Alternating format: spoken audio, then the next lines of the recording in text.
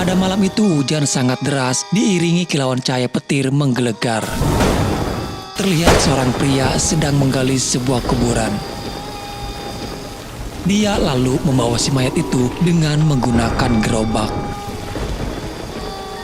Entah untuk apa mayat itu, namun terlihat si pria seperti sedang melakukan sebuah ritual.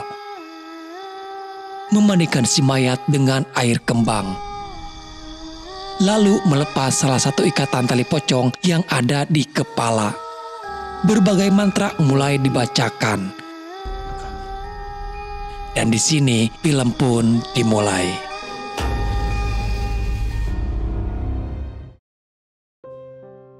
Cerita beralih ke 10 tahun kemudian di sebuah kampus. Pagi itu Faye bersama Tika membawa kue ulang tahun untuk merayakan ulang tahun sahabatnya yaitu Mawar. Hari itu Mawar genap berusia 20 tahun. Usia yang terbilang masih muda namun cukup dewasa. Walaupun dirayakan cukup sederhana tapi terasa spesial karena dirayakan bersama orang-orang tercinta. Sebelum niup lilin seperti biasa, Mawar berdoa dalam hati, memohon di usianya yang ke-20 ini segala keinginannya bisa tercapai. Setelah selesai kuliah pada sore harinya, Mawar berencana akan pergi ke kuburan. Diketahui kalau ternyata kedua orang tua Mawar sudah meninggal dunia sejak dia masih kecil.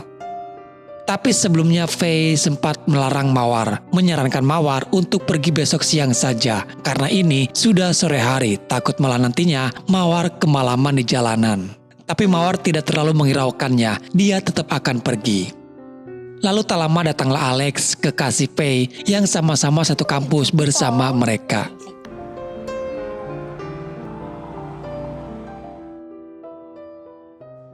Dan sampailah Mawar di kuburan kedua orang tuanya. Namun terlihat ada yang aneh. Ibu dan ayahnya dikubur di satu kuburan yang sama guys. Mawar bercerita kalau hari ini dia ulang tahun. Dia juga sedikit mengingat kembali pada waktu ibu masih ada. Dia ingat ibunya suka membuatkan kue pada hari ulang tahun Mawar. Dan kenangan itu tak akan pernah bisa terlupakan. Ibu selalu membuat kue. Mawar sudah cari kemana-mana. Setelah melepas rindu dengan kedua orang tuanya, dalam doa terakhir, Mawar meminta satu permintaan. Berhubung usianya kini sudah beranjak 20 tahun, Mawar meminta izin untuk diperbolehkan berpacaran. Mawar sudah cukup dewasa, karena walau bagaimanapun, Mawar butuh perhatian dan kasih sayang dari seseorang.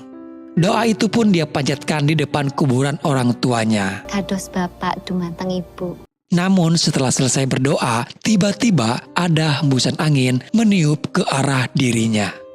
Seakan-akan seperti ada yang menghampiri Mawar. Mawar lalu bergegas pergi dari sana. Tak jauh dia berjalan dari arah belakang, Mawar merasakan seperti ada yang mengikuti dirinya.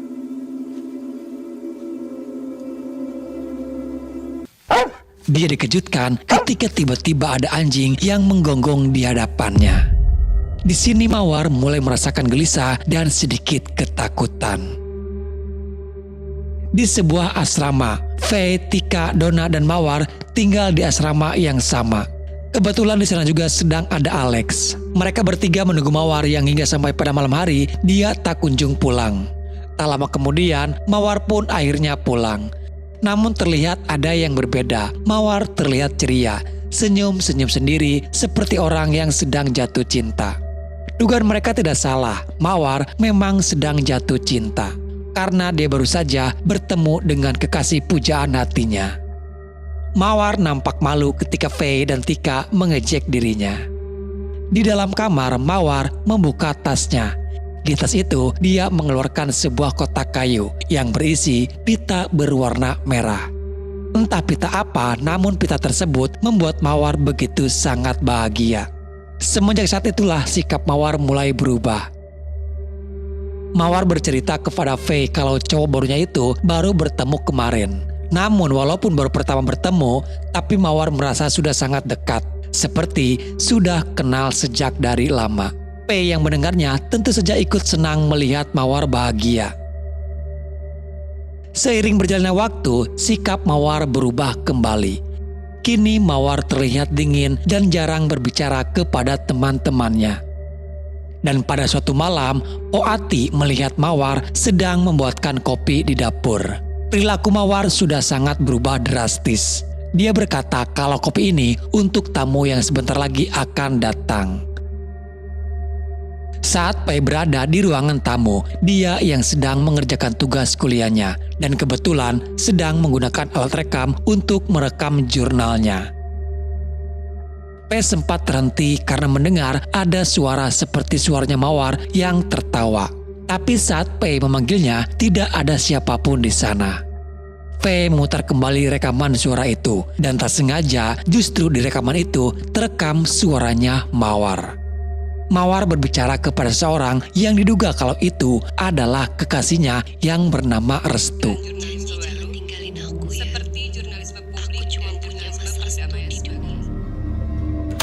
Saat Pei memeriksa keadaan di luar, mungkin saja Mawar ada di sana. Namun pada kenyataannya, di luar tidak ada siapapun. Lalu terlihat Mawar yang lewat dari kejauhan. Pei mengejarnya, menanyakan dengan siapa tadi Mawar berbicara. Dengan dandanan rapi dan rambut yang diikat pita merah, Mawar tidak berbicara sepatah kata pun. Dia hanya tersenyum aneh sembari pergi meninggalkan Fei. Rekaman itu dia perdengarkan kepada Tika. Pei merasa ada yang aneh dengan Mawar. Bahkan mereka juga sempat menyelidiki nama Restu di kampus. Namun tidak ada satupun orang yang bernama Restu. Kebetulan di kampus itu ada seseorang yang bernama Lina. Digosipkan kalau Lina ini berselingkuh dengan Alex. Tapi Pei tidak terlalu mempersalahkan soal itu. Dia hanya butuh bantuan Lina yang kebetulan Lina paham tentang dunia mistis.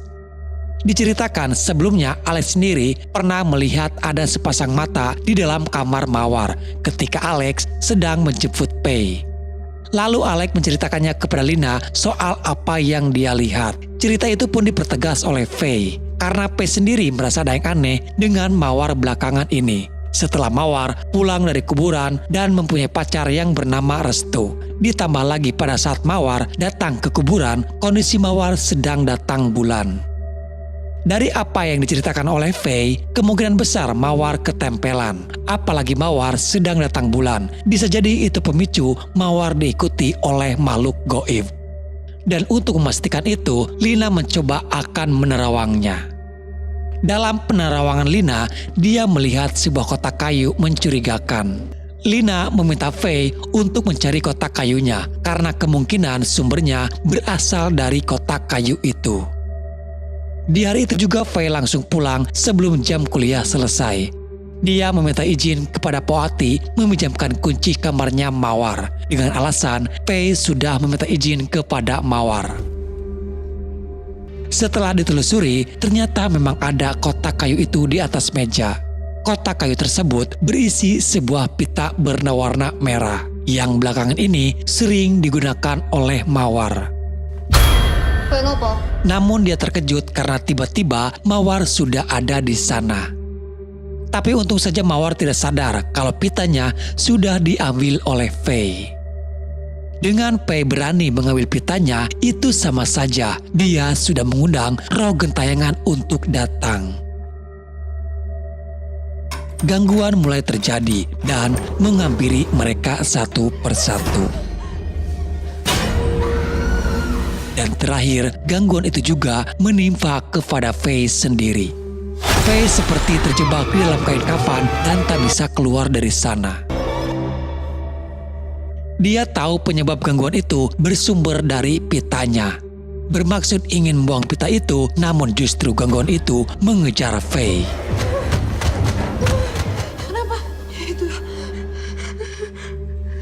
Di keesokan harinya, Fei membawa pita itu dan diberikan kepada Lina. Setelah dilakukan ritual, pita cantik yang tadinya berwarna merah kini berubah ke bentuk aslinya, yaitu hanyalah sebuah tali. Lina bisa memastikan kalau Mawar ketempelan makhluk goib. Kalian yakin mau melihat? Fei merasa penasaran dan meminta petunjuk kepada Lina agar mereka bisa melihat sesosok yang mengganggu Mawar. Dan kebetulan pada malam ini, Restu yang adalah kekasih goibnya Mawar akan datang. Mereka sudah mempersiapkan semuanya dengan menaburkan daun kelor ke seluruh ruangan yang ada. Dipercaya kalau daun kelor mempunyai khasiat bisa menimbulkan makhluk tak kasat mata. Kita takut cowok kamu itu. Mas Restu pasti datang. Dan beberapa saat kemudian, tiba-tiba lampu di rumah itu mati. Yang tadinya mereka tenang menanti kedatangan Restu, namun dengan lampunya mati malah membuat semuanya panik ketakutan. Ditambah Mawar yang tiba-tiba sudah menghilang. Mereka lalu mencari Mawar ke semua ruangan yang ada. Karena kondisinya yang gelap, cukup sulit bagi mereka menemukan keberadaan Mawar. Faye terpisah dengan yang lainnya. Lalu tak lama dia kembali bertemu dengan Mawar. Faye, Mawar berkata kalau dia ingin memperkenalkan Faye kepada Restu. ini Mas Restu.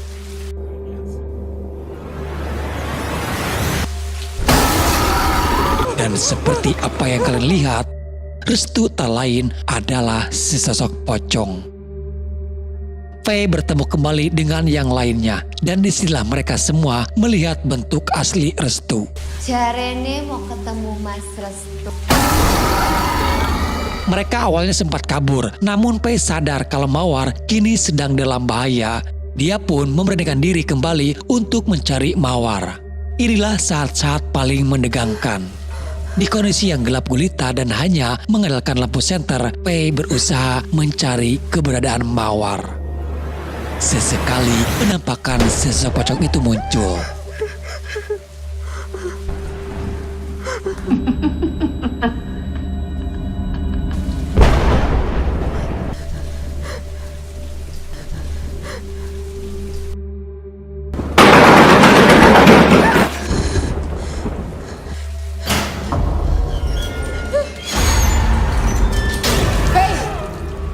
Dan untung saja mereka berhasil menemukan Mawar yang hampir saja dibawa oleh Restu.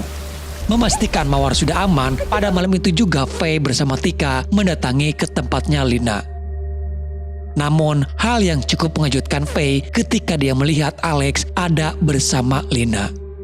Faye yang sudah kadung panik tidak peduli lagi soal perselingkuhan mereka. Faye hanya ingin meminta bantuan Lina untuk bisa menyelamatkan Mawar. Lina berusaha semampu yang dia bisa untuk menolong Mawar. Dia juga dibantu oleh Faye membaringkan tubuh Mawar di atas sebuah kain putih. Lalu ditaburi daun kelor berharap gangguan itu pergi. Tak lama kemudian mulai ada reaksi. Terlihat tubuh Mawar berputar di atas kain itu. Lalu tubuhnya ada yang menarik keluar dari rumah. Sekuat tenaga mereka berusaha menahan Mawar agar tidak dibawa oleh Restu. Setelah tubuh Mawar diikat, lalu ditaburi daun kelor. Untuk sementara waktu, Mawar masih bisa terselamatkan. Mereka semuanya berjaga-jaga hingga sampai tidur pun mereka bersebelahan untuk memastikan Mawar tetap aman.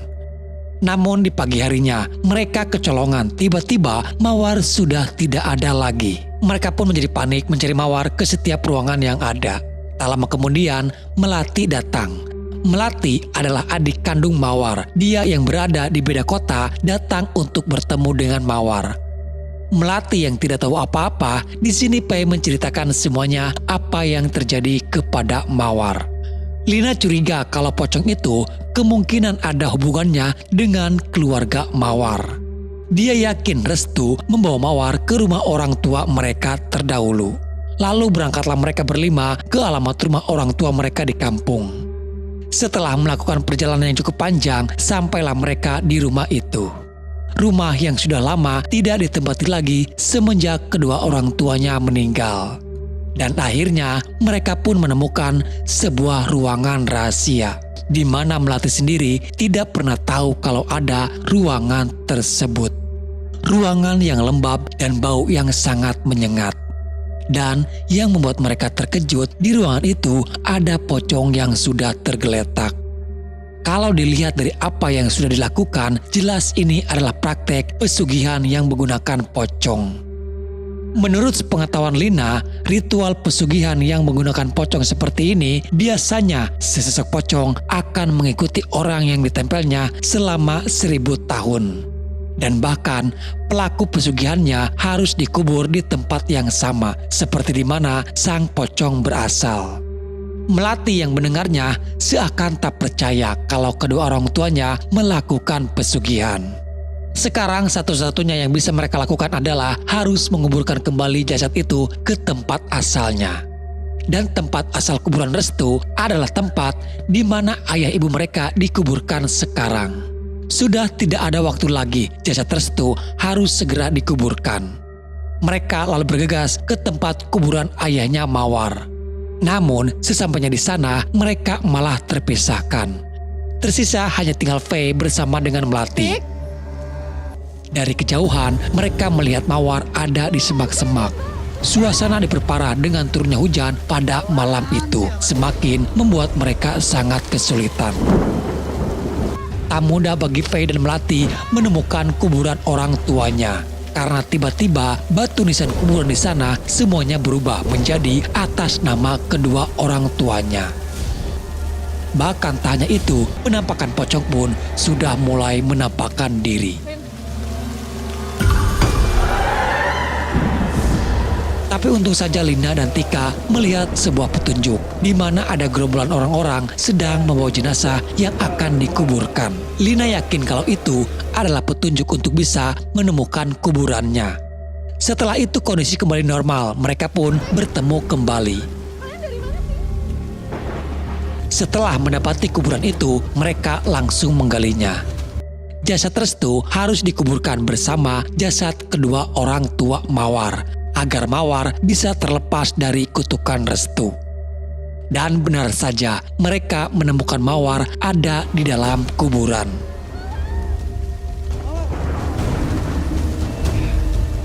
Setelah berhasil mengevakuasi Mawar, kini giliran jasad Restu yang harus dikuburkan di sana. Namun tak semudah itu, Mawar yang kini malah kerasukan. Lina dan Faye mencoba untuk menyadarkan Mawar, sementara Tika bersama Alek harus cepat menguburkan jasadnya Restu.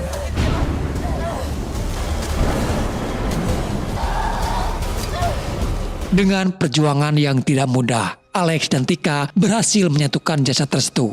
Sementara Mawar pun perlahan mulai tersadar kembali. Mawar berhasil terselamatkan dan tidak ada korban jiwa dalam kejadian tersebut.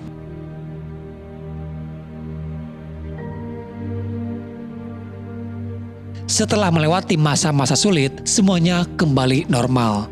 Faye, Mawar, Tika, dan juga Donna kini semakin lebih akrab. Mereka bisa tertawa kembali sama seperti dulu lagi.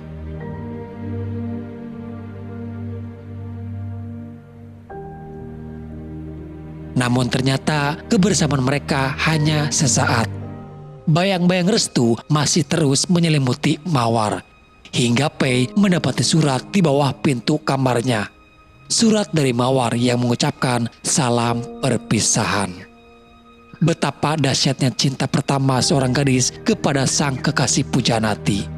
Mawar lebih memilih untuk bisa bersama dengan Restu dan kekal abadi dalam kegelapan.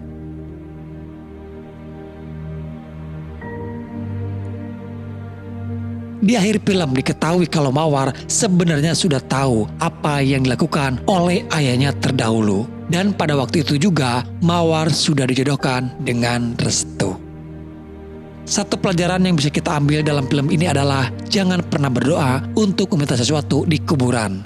Cukup berdoa memberikan hadiah kepada orang yang sudah meninggal. Karena orang yang meninggal butuh doa dari orang yang masih hidup.